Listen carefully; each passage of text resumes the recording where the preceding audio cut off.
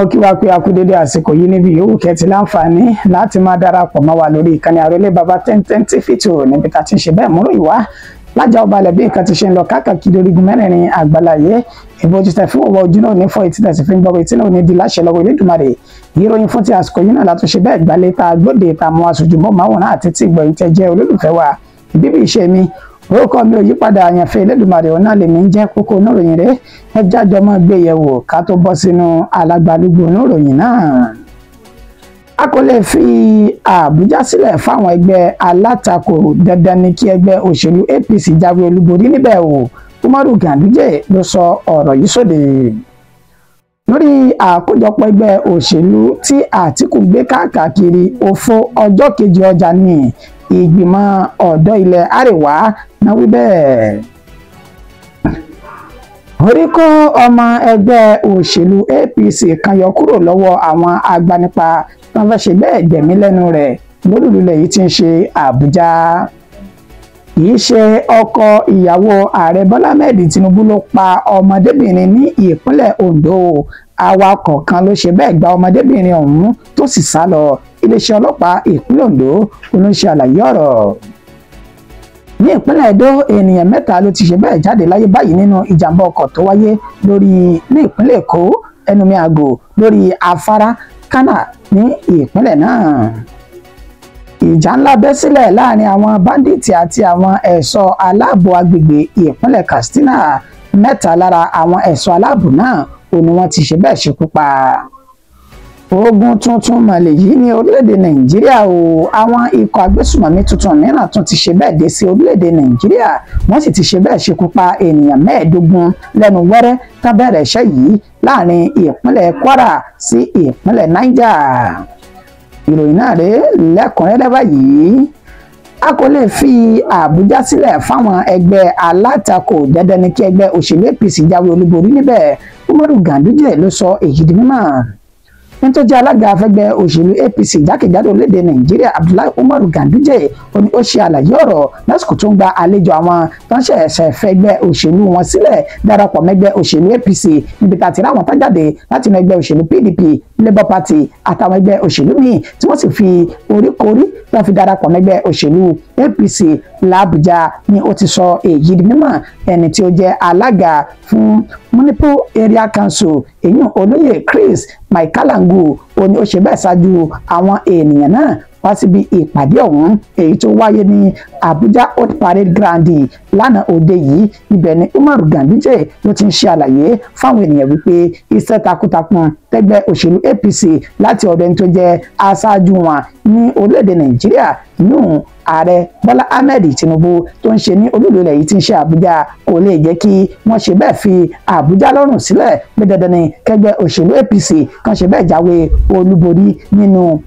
ètò ìdìbò tọdún 2027 èyí tó ń bọ̀ yìí ó nítorí pé àwọn èèyàn nínú ìlú náà wọ́n rí gudugudu méje tó ń ti yàyà mẹ́fà tààrẹ Bọ́lá Ahmed Tinubu tó ń gbé olú ilẹ̀ yìí Àbújá tó ń gbé ṣe ó ní fún ìdí èyí àwọn kí àwọn ènìyàn tí wọ́n ṣẹ̀ṣẹ̀ darapọ̀ mọ́ ẹgbẹ́ òṣèlú APC káàbọ̀ ó ní ẹja jọ ṣiṣẹ́ yìí bí iṣẹ́ ká lè jọ jèrè ní ìgbẹ̀yìn ohun gbogbo yìí tó ń túmọ̀ sí wípé gbogbo àwọn ẹgbẹ́ alátakò ó ní kẹjá ṣe bẹ́ẹ̀ ká fi ìgbálẹ̀ gbá wọn dànù ká fi gbá wọn wọlé tó bá di ètò ìdìbò tọdún 2027 kí ẹgbẹ́ òṣèlú APC ká sì ṣe bẹ́ẹ̀ jáwé olúborí nínú ètò ìdìbò náà. Umaru Ganduje ló ṣe ní àlàyé wípé a gbọ́dọ̀ káwọ́ gbéra ní olú ilẹ̀ yìí tí ń ṣe Àbújá o àfi kẹgbẹ́ òṣèlú APC káwọn náà ṣe bẹ́ẹ̀ jáwé olúborí nínú ètò ìdìbò náà. Lórí àkójọpọ̀ ẹgbẹ́ òṣèlú tí Àtíkù gbé káàkiri òfo ọjọ́ kejì ọjà ni o èmi kọ́ ni mo sọ bẹ́ẹ̀ ìgbìmọ̀ ọ̀dọ́ ilẹ̀ Àríwá ni wọ́n dagun ọ̀rọ̀ náà jáde.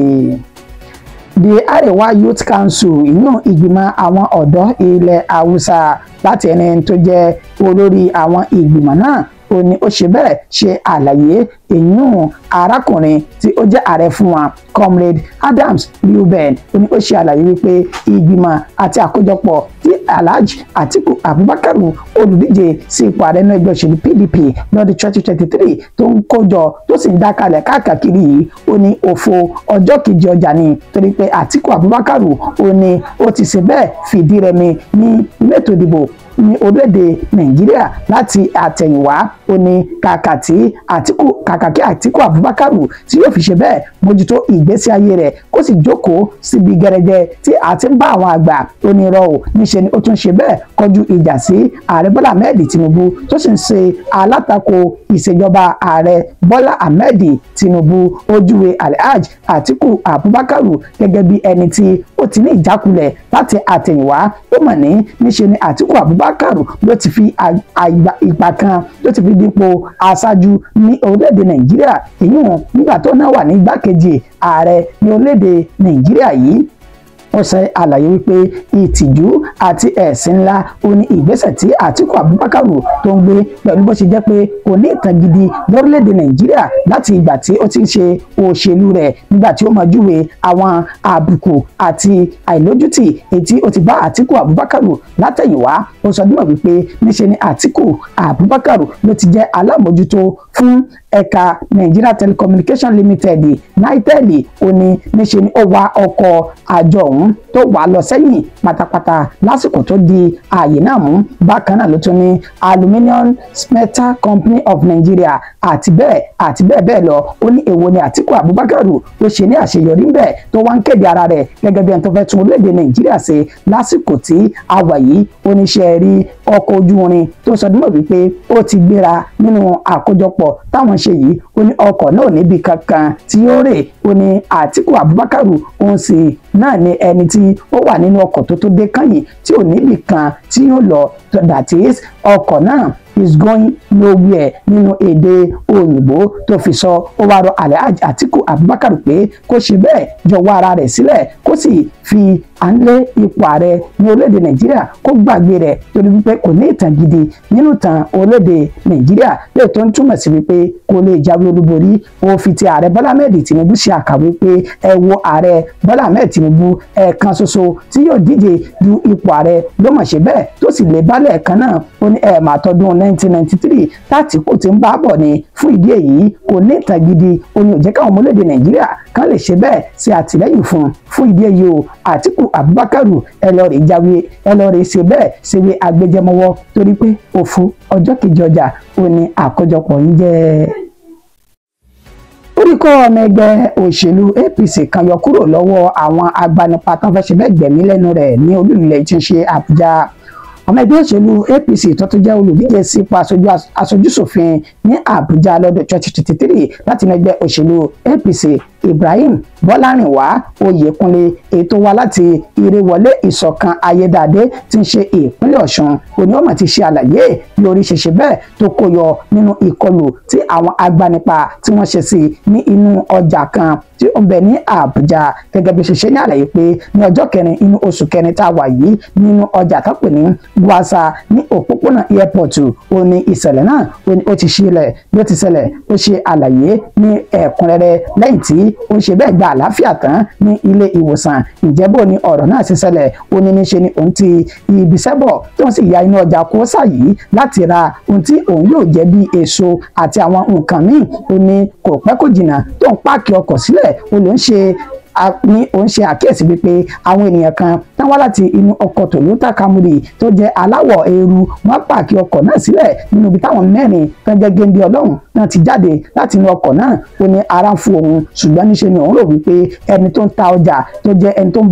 ń bá ra ọjà lọ́wọ́ ó ní wọ́n torí ẹ̀ tí wọ́n fi ń dúró ó ní kò pẹ́ kò jìnnà tó ń kúrò níbi tó ń ti ra èso yìí níṣe ni wọ́n tẹ̀lé òun lẹ́yìn tí wọ́n sì yọ ìbọn sí ìpàkọ́ òun wípé arákùnrin jọ̀wọ́ ara rẹ̀ sílẹ̀ fún wa ó ní òun gbìyànjú láti sá àsálà fún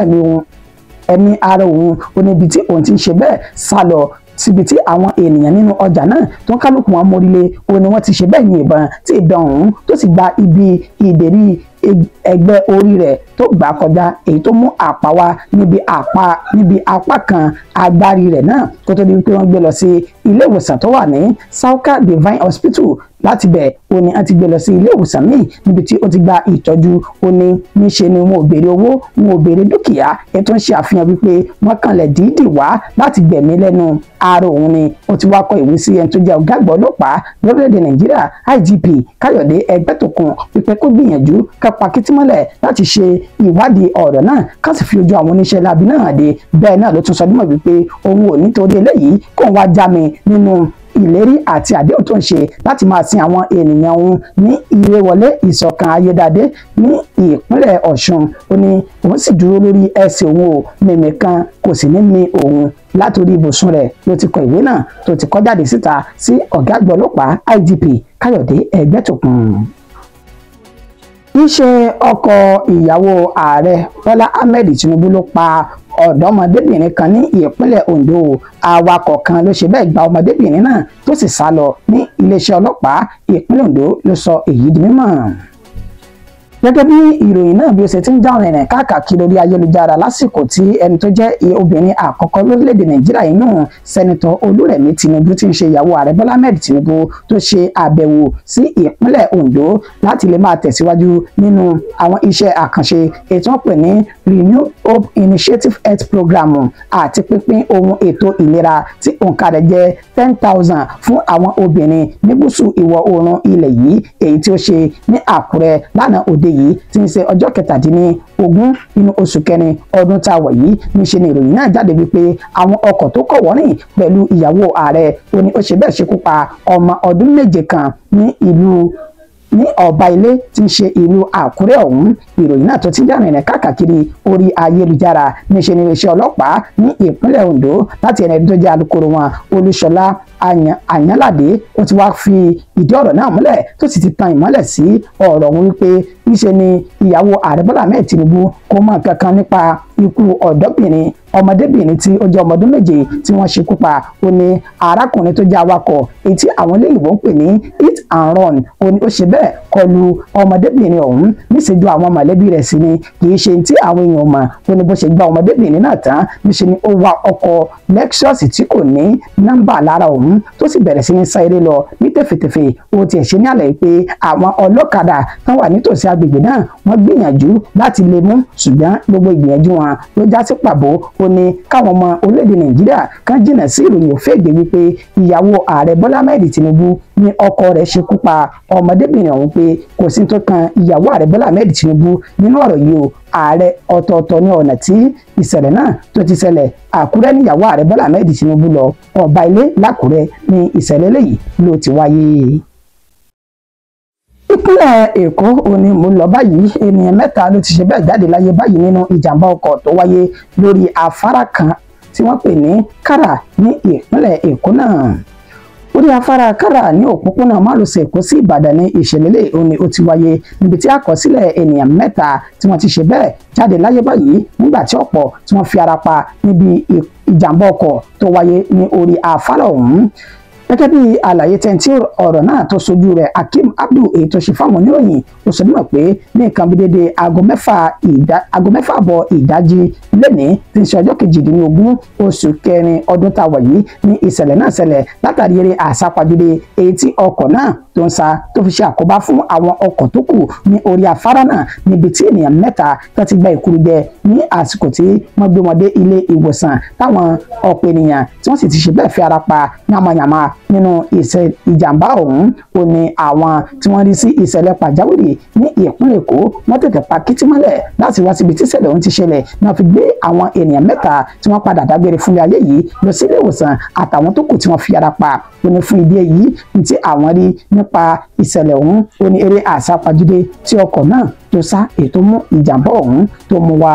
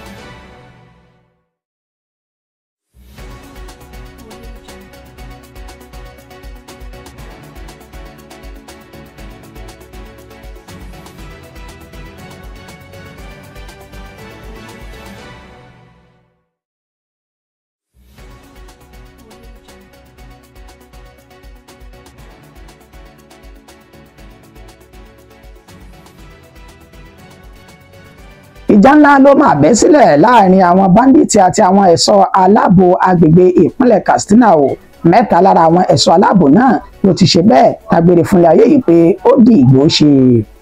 Abúlé tí wọ́n pè ní Karo ní ìtòsí Federal University Dosima ní ìjọba ìbílẹ̀ Dosima ní ìpínlẹ̀ Katsina ó ní ìṣẹ̀lẹ̀ lè ó ní ó ti wáyé lásìkò tí àwọn ẹ̀ṣọ́ aláàbò tán jẹ́ ti ìjọba ìbílẹ̀ ọ̀hún náà ń ṣe pàtírò káàkiri ó ní wọ́n ní àwọn agbésùmọ̀mí bandit náà wọ́n ṣe ìkọlù sí wọn. Àwọn mẹ́ta tí wọ́n gba èkúrújẹ lọ́wọ́ ẹbọra ó ní wọ́n pè ní Bashiru Abdulsalamu ẹni 40 ọdún, Aluru Bishiri ẹni ọdún 42 àti Sani Bala ẹni ọdún 49 láti abúlé Makara ní ìjọba ìbílẹ̀ Dosima ní àwọn mẹ́tẹ̀ẹ̀ta yìí ó ní wọ́n ti wá. Wọ́n ní àwọn mẹ́tẹ̀ẹ̀ta ó ní wọ́n jẹ́ ẹ̀ṣọ́ aláàbò tí wọ́n ń lọ tọ́sí máa ń bọ̀ láti dáàbò bo ẹ̀mí àti dúkìá àwọn ènìyàn wọn ní ìjọba ìbílẹ̀ Dosima yìí kó tó di wípé ọlọ́jọ́ dé nígbà tí àwọn báńdíìtì ọ̀hún tí wọ́n ṣe ìkọlù sí wọn lójijì láìròtì tẹ́lẹ̀ níbi tí wọ́n ti fi ẹ̀mí àwọn ènìyàn mẹ́tẹ̀ẹ̀ta náà tí wọ́n ti fi ṣòfò. Wàyí o àìtí èdè kankan gbọ́ o láti iléeṣẹ́ ọlọ́pàá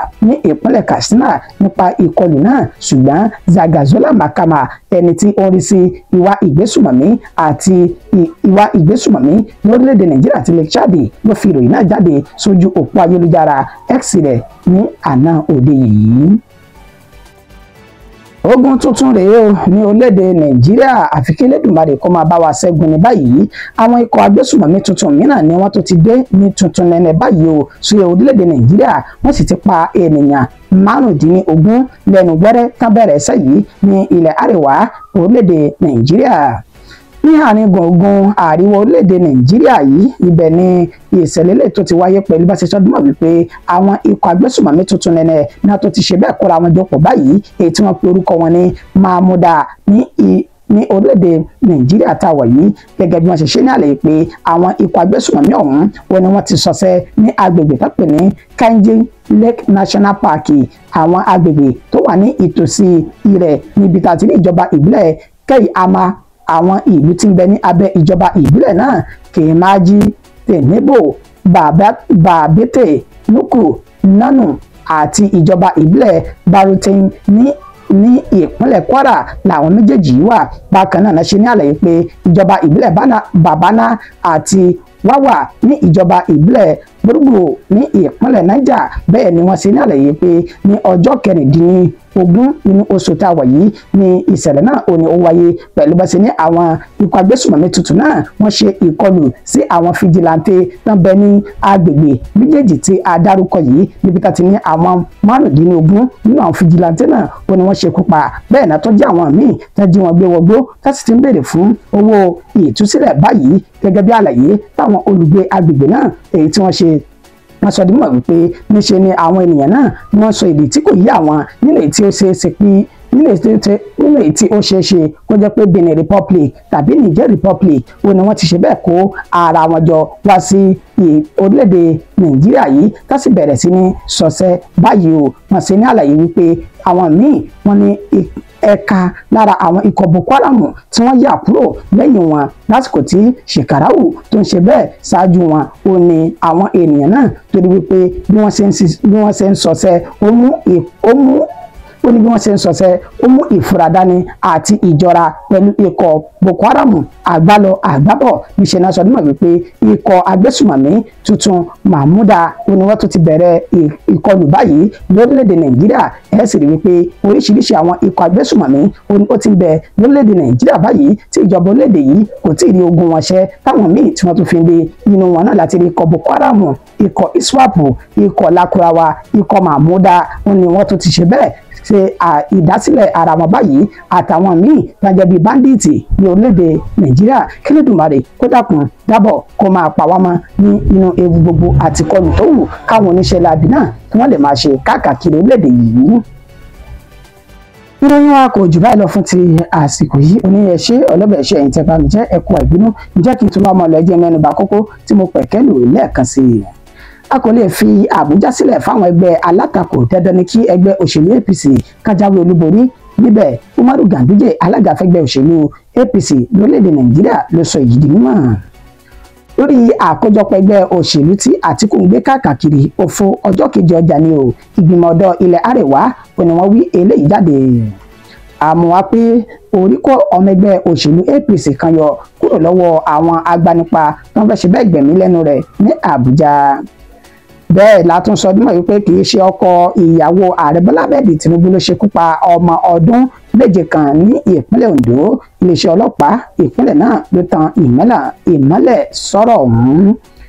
Ìpínlẹ̀ Èkó la ti sọ dímọ̀ pé ènìyàn 3 ló ti ṣe bẹ́ẹ̀ jáde nílé ayé yìí látàrí ìjàmbá ọkọ̀ tó wáyé lórí afárá Kálà ní ìpínlẹ̀ náà. Ìjà ńlá tó bẹ́ sílẹ̀ láàrin àwọn báńdíìtì àti àwọn ẹ̀ṣọ́ aláàbò agbègbè ìpínlẹ̀ Katsina ló ti ṣe bẹ́ẹ̀ ṣekú pa ènìyàn 3 lára àwọn ẹ̀ṣọ́ aláàbò ọ̀hún ní ìpínlẹ̀ náà. Ní paríparí ogun tuntun tó tún ṣẹ̀ṣẹ̀ bẹ̀rẹ̀ ní orílẹ̀-èdè Nàìjíríà báyìí ní ti àwọn ikọ̀ agbésùmọ̀mí tuntun rẹ̀ tán ṣẹ̀ṣẹ̀ kóra wọn jọ èyí tí orúkọ wọn jẹ́ Mahmuda ní kọ̀rọ̀kọ́ndù àárín gbùngbùn àríwá orílẹ̀-èdè Nàìjíríà. Títí di ìgbà tá a tún padà máa pàdé lórí ìkànnì yìí èmi ni mo wá ẹ̀yin náà ní sì máa bá ó dàbọ̀.